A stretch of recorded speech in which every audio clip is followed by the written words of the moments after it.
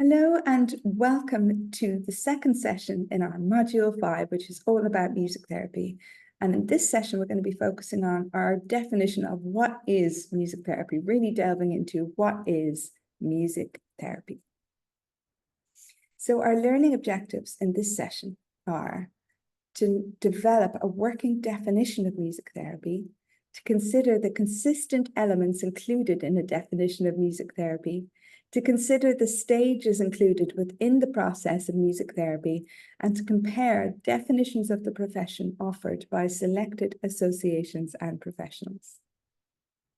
So we're going to invite you to engage in a little task at the beginning of this session, and we hope that it'll be really interesting and revealing later on.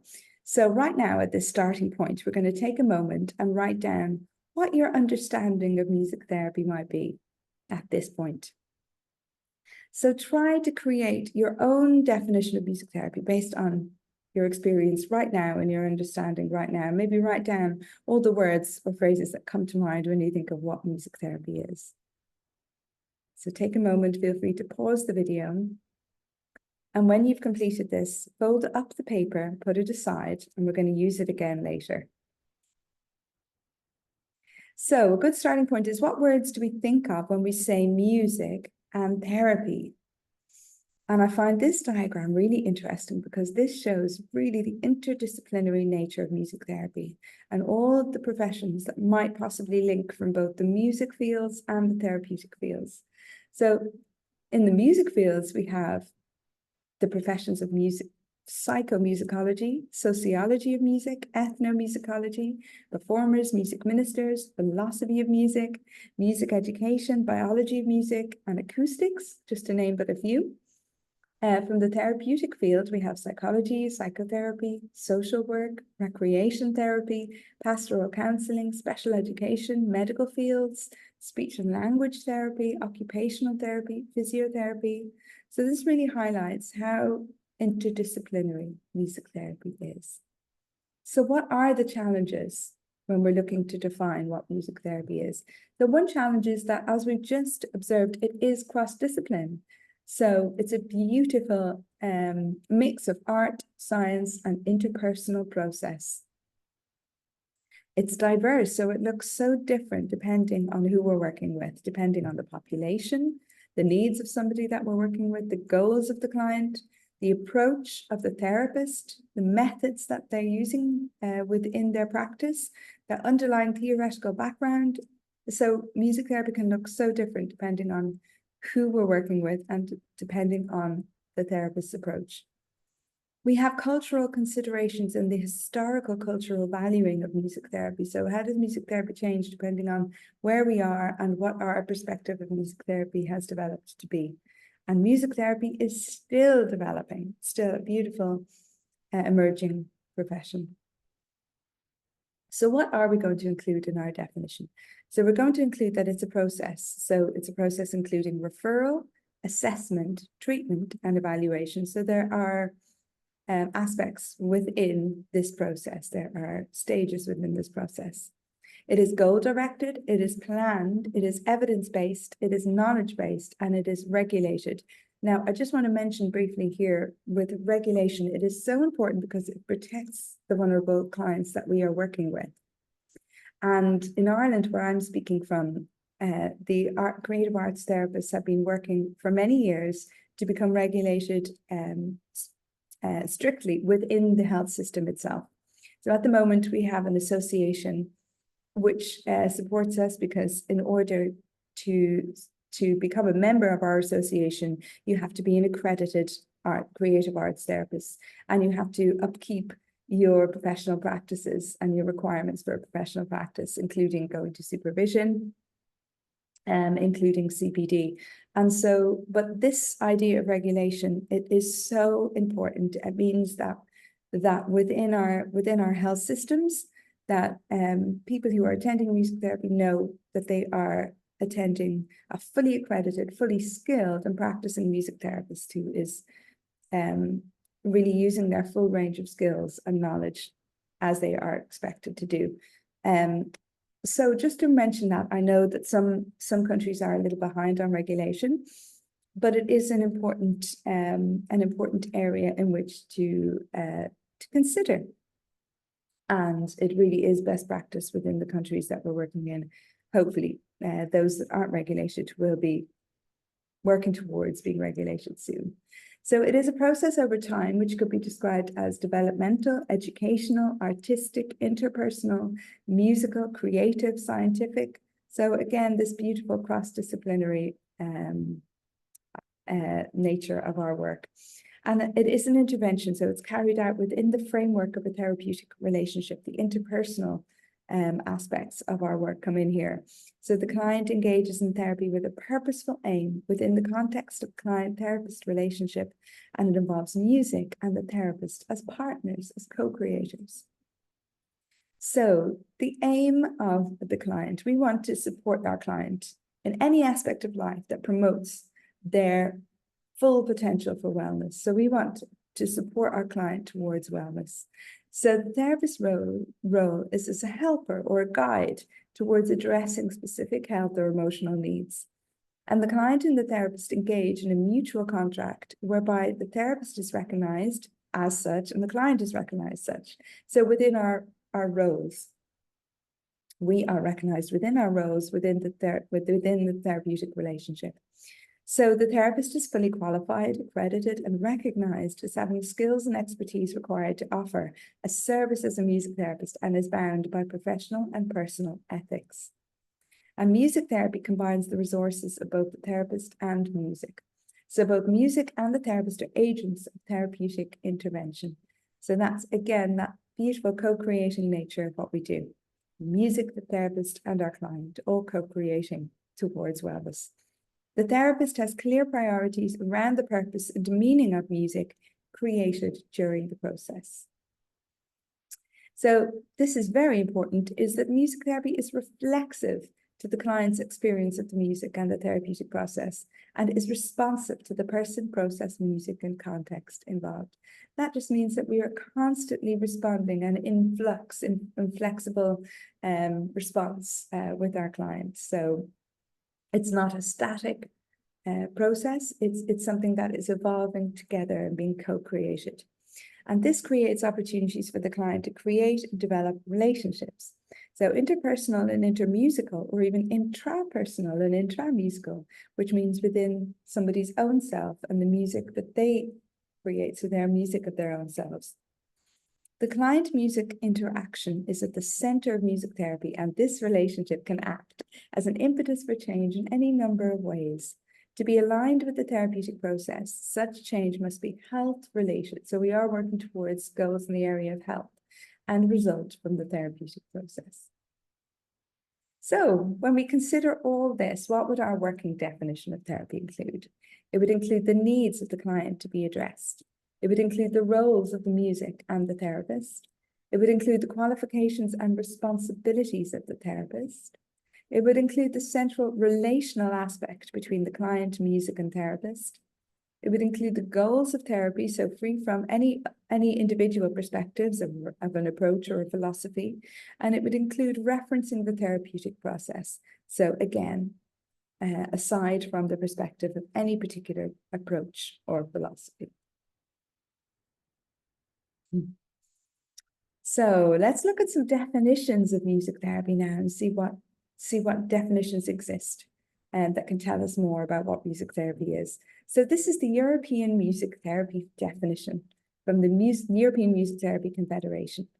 And they state that music therapy can be described in general as a profession in which a qualified music therapist uses music and musical activities, receptive and or active, and a bit more about that later, to meet the therapeutic needs of an individual client within the relationships that develop through shared musical experiences between the therapist and client. And that's taken from Bondit et al. In 2019 and Wigram et al. in 2002. So there's no single definition of music therapy. The theories behind and practices of music therapy can vary greatly from country to country and from client population to client population. These variations have to do with cultural influences as well as with traditions of music therapy and background philosophies and theories used by the therapists. And that's from Bond 2019 and Ritter et al. 2015. So here are some links to music therapy definitions in a variety of European countries that you might be tuning in from. So we have the definition of music therapy from our Cyprus Association. We have our definition from our Romanian colleagues, and from our Irish colleagues here, our association is called IACAT, the Irish Association of Creative Arts Therapists. And we have our definition from our Italian colleagues and the Italian Music Therapy Association. So this is actually my own definition from expressed on my website, which is mindmusic.ie. So I have said that music therapy is based on the understanding that everyone can respond, enjoy, and communicate through music. Music is nonverbal, which means that sometimes music therapists are the first point of call in accessing someone's expression and true selves. Music therapy is an evidence-based clinical profession allied to medicine, and the aim is to support each individual towards greater well-being and quality of life through the therapeutic use of music. So in music therapy, the therapist and client may establish a musical relationship in which they are free to explore, express, and communicate within a safe and supportive environment. So we have another task now for you to take part in your own time. So we're going to take a look at 5 definitions of music therapy, and we're going to compare and contrast them. And these definitions are going to be proposed by a range of music therapy associations, as we've just explored a few there, or professionals. And I want you to consider the emphasis and elements included in each definition. So I encourage you to consider, what does each definition emphasize? Where does each definition place the importance of each element of their definition of music therapy? So one really important aspect of music therapy, our work as music therapists, is to be part of a multidisciplinary team. So to be part of a healthcare team or a multidisciplinary team in whatever setting we're working within. So music therapists are a central part of multidisciplinary teams in healthcare and education settings. And these might include working with psychologists, psychotherapists, speech and language therapists, occupational therapists, physiotherapists, teachers, and support teachers. So the profession of music therapy is aligned with these professions, and sometimes sessions can be held in collaboration or as co-sessions. So we really have to be really good at listening and communicating and working as part of a team. Now, we're going to return now to the process of music therapy and what music therapy is. So we're remembering that we mentioned that within the music therapy process, there is an assessment, there is a treatment planning, the treatment itself, and the evaluation. So defining needs, planning interventions, and measuring outcomes. So let's go to the first phase of that process, which is the assessment. So the first part of our assessment is to receive a referral. And that is a request by a staff member, a colleague, a parent or carer or individual for a client or individual themselves to attend music therapy. It's our first point of contact, our first request. The referral is made because the client is experiencing a symptom or symptoms that can be addressed through music therapy. The purpose of the assessment is to determine the client's suitability for music therapy or for work with the therapist themselves. So now I've mentioned that the assessment is going to determine the suitability of working with a particular therapist. And that's really interesting because therapists work within a range of models and methods and approaches. So we're going to delve a little bit deeper and discover what they actually are. What are the differences between a model, a method, and approach? And these can be quite confusing. So method is a particular type of music experience that the client engages in for therapeutic process. So a method is the experience. A variation is the particular way in which that music experience is designed, so how it is varied each time, and a procedure is everything that the therapist has to do to engage the client in that experience. A technique is one step within any procedure that a therapist uses to shape the client's immediate experience. So that's the shaping of the immediate experience is within the technique, and a model is a systematic and unique approach to method, procedure, and technique. So a model is overall, it's an overarching, systematic and unique approach to method, procedure, and technique based on certain principles. A therapeutic approach is the theory by which a therapist frames how they view human relationships and the issues that occur for people throughout their lives. So what approaches do they fundamentally view the human response? Music therapy approaches can be informed from psychological, musical, philosophical, and medical fields of study and practice. All approaches and perspectives aim towards improving the health and well-being of the client. Although the way in which music is used, treatment goals are made, and data is collected are all different. The approaches are not musically exclusive, and while some music therapists stick to only one approach, many follow 2 or 3, and others take an eclectic approach, pulling bits and pieces from each. Here we have a lovely image exploring what a framework, a surrounding framework might look like. So a model is a framework including specific methods and approaches designed by a pioneer and followed in practice by later practitioners. We will now look at a selection of models and approaches to music therapy, although many more, including multiple combinations of each, are currently practiced today. So here are some of our pioneers. I love this image. So one model that we can look at is community music and community music therapy. So community music constitutes a new music pedagogical orientation that is characterized through a wide range of curricula, research, and participatory music practice experiences. It aims to acquire cognitive and social affective relational skills by musical experiences.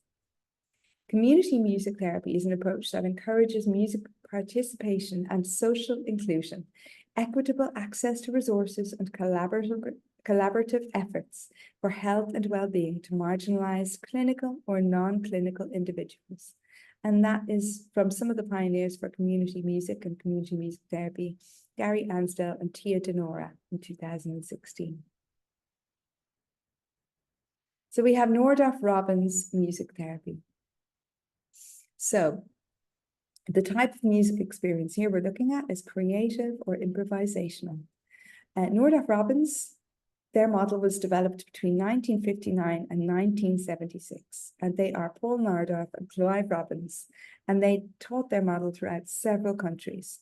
An early development of this model was focused on children with learning and developmental disabilities, and has now expanded to include adults.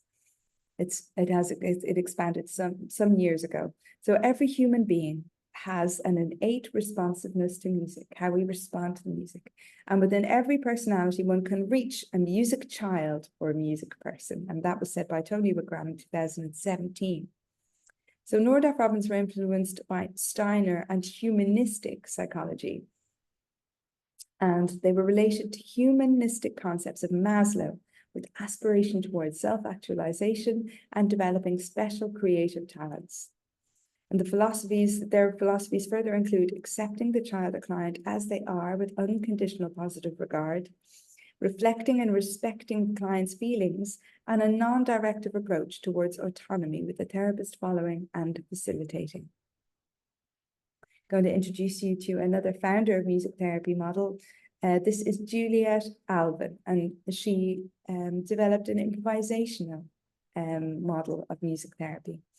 Juliet Alvin was a cellist who was born in Limoges in France and was awarded the Premier Prix d'Excellence and studied under Pablo Casal. Juliet became a British citizen in 1929. She founded the Society of Therapy and Remedial Music in 1958, which would later become the British Society for Music Therapy in 1959. She established Britain's first music therapy training program in Guildhall in 1967, and she believed in highly trained and experienced musicians as therapists, establishing the course in a conservatoire setting. She had several seminal publications, some of which included Music Therapy in 1966 and Music for the Autistic Child in 1978. She was a pioneer and founding figure of music therapy worldwide, and her contribution at a theoretical and clinical level was foundational in promoting the value of music therapy. She died in 1982, just as the profession was becoming regulated in the United Kingdom. So her clinical area, she holds that music is a creation of man, and therefore man can see himself in the music he creates. So our music is always telling us something about who we are. She believed in music as a space for free expression, and she was influenced by Stravinsky as his compositions broke conventions of harmony, rhythm, and structure.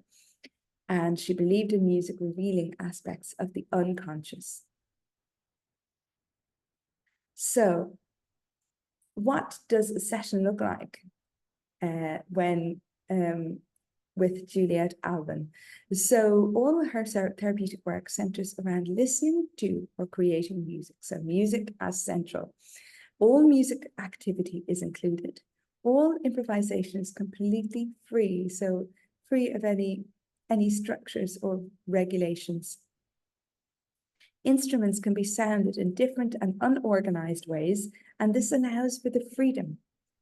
The client's improvisation is not evaluated according to musical criteria. Instead, the client requires no training and the therapist imposes no musical rules. So we look at the improvisation as it tells us something about that person and ourselves and our communication.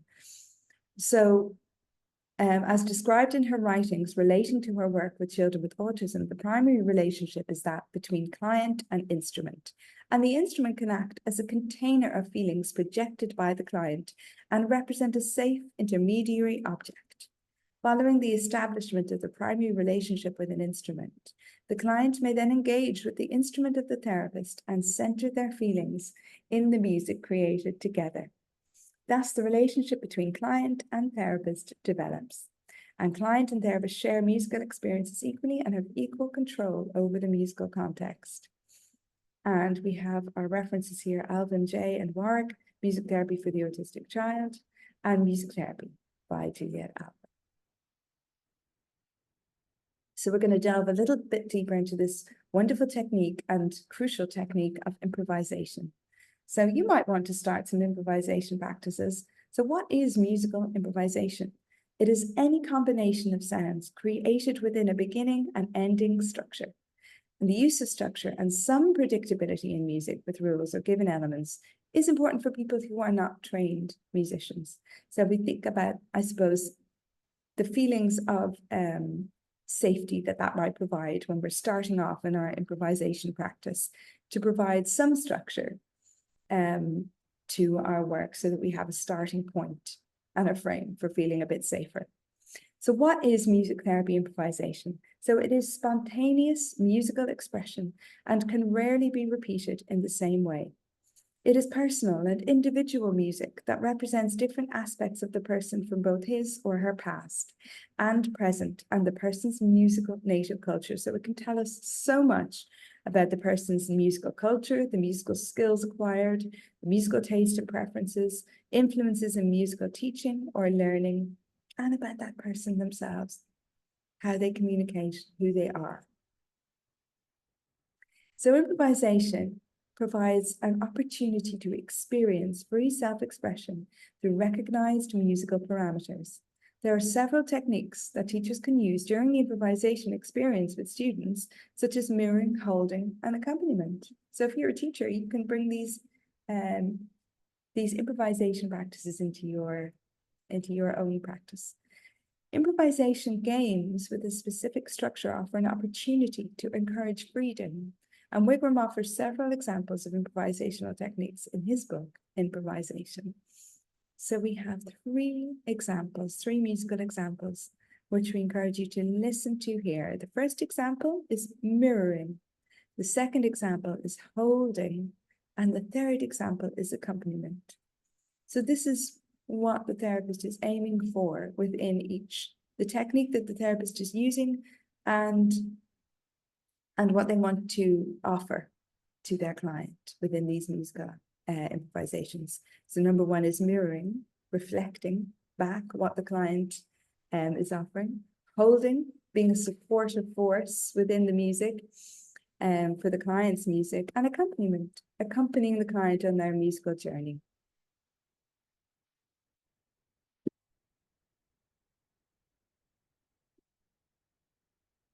So we're going to offer some improvisation games and examples now. So we have a rule, an example of a musical rule for playing. So we're going to start very softly, go to very loud, and come back to very softly. So that might offer us a simple musical structure to start with. Or a thematic structure might be, we think of a place where we feel safe and play this feeling, then we cross the threshold into a dangerous world. When we start to feel too unsafe, we return to the comfortable place. Now, we mentioned receptive and active methods within music therapy. So we're going to talk a little bit about receptive music therapy and practices and what they might look like. So in the receptive experience, the person listens to music and responds to the experience in silence, verbally or in other ways. The music may consist of improvisations, performances, or compositions performed by the person or a music therapist live or recordings of pieces in various styles of music. Such a listening experience may focus on physical, emotional, mental, aesthetic, or spiritual aspects, and the person's responses are related to the therapeutic purpose of the experience. That's from Bruschka in 1998. I hope that explains a little bit more about what we're thinking of when we talk about receptive methods in music therapy. So what they might look like in the classroom is they might aim to reduce tension and stress, or to calm overactive children, to provide a break from concentration and learning goals, to introduce children to creative thinking in the form of imagery and fantasy, engaging their imagination, to offer an enjoyable experience.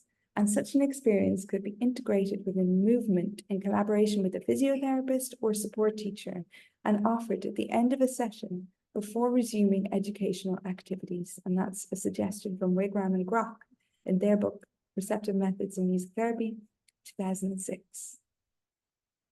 Now, which music do we use? I think this is a really important consideration. So there are differences between music suitable for relaxation and music that stimulates the imagination. Music that is effective for relaxation maintains a steady pulse, is calm and predictable, and there are few dynamic changes, dynamic or volume changes, as the purpose is to make the body relax. And it could be music that aims to stimulate imagery, is richer in changes in instrumentation and dynamic flow, and is full of many musical ideas. So it's a little bit more richer in terms of what's happening within the music. So we're going to look at relaxation, which is within the area of receptive music therapy. So relaxation can vary depending on age, type of disability, and the context in which the encounter takes place. Relaxation can include different approaches and, in some cases, can be used to divert attention away from anxiety. It may include fantasy stories and occur with open eyes, with the aim of calming rather than traditional idea of relaxing muscles. So what does our voice sound like when we're aiming to support someone to relax? So in offering relaxation, it is essential that we have an effective voice quality that pays attention to tone, projection, intensity, and rhythm. So medium low tone, warm and comfortable, not too high, not too low. Constant, so as to induce reliability and confidence. And with children, the tone of the voice should be more dynamic to keep the child's attention focused on the music or relaxation. Slow tempo with repetition of instructions, and that would help the child to relax more easily. And it's important to offer a regular breathing pattern within the voice. So now we have a small script that we're going to offer for a relaxing musical experience. So I'm going to speak through the script right now, and we are offering a piece of music, Bach's Shepherd's Song from the Christmas Oratorio, that might fit with this particular relaxation exercise. So imagine that you are resting on a soft white cloud. The white cloud is like a big pillow that makes you comfortable and warm. Imagine that this cloud is moving slowly in the sky, and you see other clouds passing nearby. On the other clouds are some of your friends. Who do you see? It may be that the clouds have different colors. What colors do you see? And now your cloud comes down from the sky very slowly and rests on the ground slowly, slowly. And now it is resting on the ground again, and you can come down from it if you want to. So that's a little example of a script for relaxation. And of course, prior to introducing the script, we're going to make sure that people are comfortable and ready and in the relaxation space. So if we're thinking about a more active approach, so what are musical activities that we can introduce? So music improvised in the moment with accompanying vocalizations or simple phrases can be used as well as recorded music. Parachute can be used by teachers to experience a light breeze moved in connection with specific music, or soft clothes can be used to touch while listening, so bringing in sensory experiences. An example of music for a parachute experience could be Warlock, Caprio's Suite, and number 5, Pied en l'air. So there are these wonderful play parachutes that can be used that we would recommend if you were thinking of engaging in some parachute work. So we're going to offer this task to create your own relaxation script based on the one provided in this session, and find a piece of music that you could use in your class or with your students. And a final task, we're going to open the original definition of music therapy from the start of this session. What is similar? What is different? And is there a change of emphasis? Is there a change of understanding of what music therapy is? So take your time to compare what you would now include in your own definition of music therapy. So here are our references and websites, and we look forward to seeing you in session 3.